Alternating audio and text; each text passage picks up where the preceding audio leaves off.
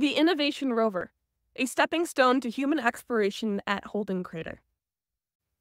My name is Rohith, and I'm a rising senior at Thomas Jefferson High School for Science and Technology in Alexandria, Virginia. My name is Leesa, and I'm a rising senior at Mililani High School in Mililani, Hawaii. My name's Sohan. I'm a rising senior at DuPont Manual High School in Louisville, Kentucky. My name is Ava, and I am a rising senior at Grand Rapids Christian High School in Grand Rapids, Michigan. My name is Noah, and I'm a rising senior at Vanden High School in Fairfield, California. My name is Matthew, and I'm a rising senior at Cheraho Regional High School in Richmond, Rhode Island. My name is Emma, and I'm a rising senior at Grand Rapids Christian High School in Grand Rapids, Michigan. I'm Reagan, and I'm a rising senior at Yulee High School in Yulee, Florida. As far as we know, Earth is the only place in the universe to ever bear life. But that's only as far as we know. If we truly want to understand whether or not we're alone in the universe, the search for life is vital. But where should we look? Mars. Mars orbiters and rovers have hinted at a past full of flowing water activity, which are signs that are conducive to life. This begs the question, could Mars hold human life in the future? Importantly, this aligns with NASA's goals of human exploration and habitation beyond Earth, with Mars being the next frontier. Human missions are essential as rovers simply cannot keep up with human research potential. Developing technologies to live off the land and local minerals on Mars will reduce Earth dependency, as well as furthering our knowledge in expanding human habitation throughout the inner solar system. In situ resource utilization, or ISRU, is the idea of harnessing local natural resources to enhance the capabilities of human exploration, rather than relying on Earth for materials. In essence, it's making needed resources on location instead of bringing them from Earth. There is no way to consistently travel to Mars without ISRU. It will cost too much and take too many trips. The hope, then, is to be able to produce fuel, water, oxygen, and habitation materials on Mars from Mars.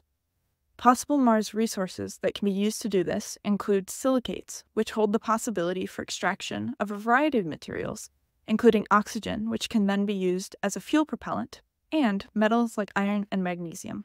Clay minerals can be used to extract water for fuel propellant, and also have the possibility of being used for building materials and strong pottery. Ferric minerals hold iron that has a variety of applications within building. Carbonates and silicates hold the ability to be used as a binder for a possible 3D printing compound, and Mars regolith holds the ability to possibly be used as a printing compound. NASA has already sent rovers to Mars, so why do we need another one? Previous rovers such as Curiosity and Perseverance traveled to Mars searching for signs of past and current life. And with the Artemis mission in full swing, it has become evident that we need to start looking into a future mission to Mars with new objectives, which is what our rover Innovation would do. It would be the first to prioritize the search for resources and locations on Mars that would prove to create possible sustainable environments for future astronauts. Now, going from our background work to our project, it entailed designing a hypothetical rover mission to explore in situ resource utilization on Mars. In addition to acquiring knowledge about Mars, such as studying its habitability and preparing for future human exploration, our mission involved identifying various regions of interest around our landing site, in addition to creating a suite of instruments for a rover. One of the primary aspects of our mission involves choosing the landing site that will serve as the location for our rover's research and exploration. To determine the landing site, we looked at target minerals, environments of interest, ISRU potential, and mission constraints. Arizona State University's JMARS and Washington University's Mars Orbital Data Explorer enabled our team to examine elevation, slopes, and other confining factors as they related to landing site decisions. Taking into account these factors, we quickly narrowed down the list to 4 top candidates: Holden Crater due to its stratigraphy and diverse mineral deposits, Everswald Crater for its well-preserved delta, Lomonosov Crater because of its rich weather history, including a mega tsunami, and Mars Vallis due to its rich clay deposits and stratigraphy. In the end, Holden Crater was chosen as the final landing site for Innovation. This was because it held many environments of interest, including channels, evidence of ancient water activity, and potential large stratigraphy sections. It also held many target minerals of ISRU potential within our landing ellipse, including carbonates, ferric minerals, and phyllosilicates. Lastly, Holden Crater is an area of low rock abundance, slope, and elevation, ensuring the rover can easily drive around the crater. The selected targets in the Holden crater each feature highly sought-after minerals for creating in-situ resources and providing information about the history of Mars. Using JMars's database, our team examined the abundance of minerals within the Holden crater by means of CRISM data.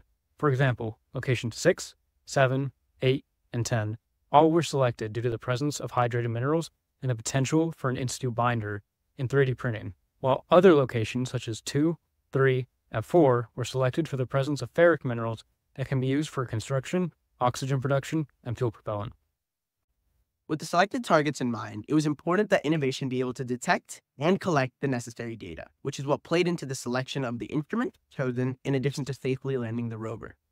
Due to the weight of the rover, implementing a sky crane for landing was the best option, ensuring that innovation could safely land in the ellipse. After a successful landing, the rover needs to stay powered and operate until nightfall, leading to the choice of an RTG as a power source. Innovation has a versatile instrument suite, as shown, to handle all aspects of our mission objectives. Selections of cameras such as SuperCam and Sherlock were chosen for imaging minerals and their composition, using lasers and spectroscopy, while systems such as RAD and REM were meant for informing about atmospheric data. To reach areas inaccessible to innovation, a small helicopter equipped with spectrometers was placed inside the rover. Finally, a 3D printer using Martian regolith was implemented as a pioneering method for in-situ fabrication on Mars. Now, let's dive into one of these instruments. One of the primary objectives for innovation is to find a way to use in-situ resources to build possible habitable structures. For this to be tested, innovation will be equipped with the Mars Regolith Fabrication System, or MARS. This is a 3D printer that will utilize the Mars regolith and other available minerals as possible binders to fabricate structures as a technological demonstration. The Mars printer is equipped with two secondary instruments, an electrostatic regolith collector and a corkscrew mineral excavator, to collect the necessary resources. Both are located beneath the rover near the printer's nozzle. The electrostatic regolith collector will be able to pick up the regolith from the Martian surface and deposit it into the printer, while the corkscrew excavator will scoop in situ binders and necessary minerals, which will then be combined into a 3D printing compound and printed using the nozzle onto Mars's ground. Now, when navigating a rover through Martian terrain, the utmost care is required. This often results in extremely slow terrain traversal, as well as limitations on what type of terrain can be investigated. In order to access a wider variety of observations, we propose the inclusion of a versatile, lightweight atmospheric drone known as VLAD. This dual-rotor, solar-powered drone would be able to conduct science in locations not accessible by innovation, such as crater edges or sand dunes, through the use of a lightweight Raman spectrometer known as LARF. This instrument could conduct mineralogy studies in locations 3 meters away from the drone in a small footprint of under 500 grams. By using the rover and SuperCam to scout out locations for VLAD to investigate, along with orbiter data, we can not only greatly increase the scientific potential of the mission, but also support the search for 3D printing binders needed by the proposed Mars mission. NASA's Sherlock instrument, which stands for Scanning Habitable Environments with Raman and Luminescence for Organics and Chemicals, is currently being utilized on the rover Perseverance. The instrument is located on an arm using a Raman spectrometer with an ultraviolet laser for detailed mineral and organic compound analysis in the Holden crater. Sherlock identifies minerals like clay, carbonates, and sulfates, helping locate regions of past water abundance. This data is important for finding potential binders for the Mars 3D printing compound that could be used for sustainable building materials for future Mars missions. The RAD instrument, or Radiation Assessment Detector, was previously used on the Curiosity rover. The instrument would be used to detect the levels of radiation on Holden crater's surface. RAD's investigation of the radioactive conditions on Mars is crucial for the understanding of the environment and ensuring future astronauts' safety. Besides providing vital information on the threat of space radiation, RAD is also a key instrument in testing MARF's capability. By evaluating how well the Mars regolith compound is at blocking these harmful rays, RAD will help test the possibility of Mars regolith as a protective measure for future human habitation. In addition, innovation would also be equipped with the Rover Environmental Monitoring Station. which would be used to measure and record the environmental conditions at Holden crater. It would use a variety of sensors to measure various weather indicators, such as wind speeds, humidity, and atmospheric pressure. While previous rovers such as Curiosity have already used REMS to record and analyze the environmental conditions in locations such as Gale Crater, Innovation offers new opportunities for this device. With the capabilities of MARS, REMS has the opportunity to observe and record the effects of Mars's weather on 3D printed structures that, in the future, could possibly be used to shelter humans on the planet. To close out the instrument suite, SuperCam, used on Perseverance rover, is equipped with a microphone, camera, laser, and spectrometer to analyze Mars' mineral and chemical composition. With this, it can target areas as small as a pencil point from up to 20 meters away, and by examining minerals and soils with its many instruments, it can aid in the understanding of specific minerals and the locations that are important to the future habitation on Mars. Furthermore, onboard SuperCam, it has a visible, near-infrared spectrometer capable of precisely detecting mineral compositions. All in all, In-Situ Resource Utilization, or ISRU, is the next step in space exploration. By identifying and harnessing Mars's resources, we make human habitation not only feasible, but necessary. ISRU is the first step in exploring the possibilities of living on Mars, enabling us to live off the land and reducing the need for costly shipments from Earth. Our rover, Innovation, tries to accomplish NASA's goals and expand ISRU capabilities, ensuring a sustainable environment for future astronauts. The future rests in the hands of the present, and our work today paves the way for humanity's tomorrow on Mars. This internship has been full of amazing opportunities and experiences. It has allowed us to build relationships with other students and professionals in the field, providing us with incredible mentors who have been able to give us relevant scientific sources and experience novel opportunities. However, it has not all been sunshine and rainbows. There have been many challenges we faced in our research, from inconsistent data to learning multiple new programs and apps. When contradictory evidence was presented, such as inconsistent elevation data in JMARS, we had to find accurate data, looking through multiple sources to determine the correct elevation of a specific landmark in Holden crater. Through challenges like these, we adapted and learned new methods of research used in developing a concept for the next Mars rover mission, Innovation.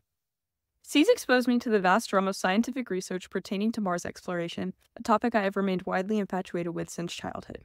Even more so, my SEAS experience was enhanced in large part due to the brilliant and inspiring minds I was surrounded with the entire time. The SEAS internship has been a wonderful experience, allowing me to work in a professional environment with like-minded peers and mentors. Through this experience, I've been able to dive into spaces of research I now hope to go into in the future. The SEAS internship has shown me what it's like to work in a professional environment. During the internship, I was able to immerse myself in cutting-edge research on Mars exploration. Working alongside brilliant mentors and peers has both expanded my knowledge and increased my passion for space exploration. SEAS has been a great experience for me, providing a once-in-a-lifetime opportunity to learn about the scientific world and research involved. In this internship, I have been challenged in many ways that I know will allow me to advance further into my future career. This internship has been an extraordinary experience and has given me the opportunity to dive deeper into the sciences by providing relevant scientific resources and novel hands-on experiences.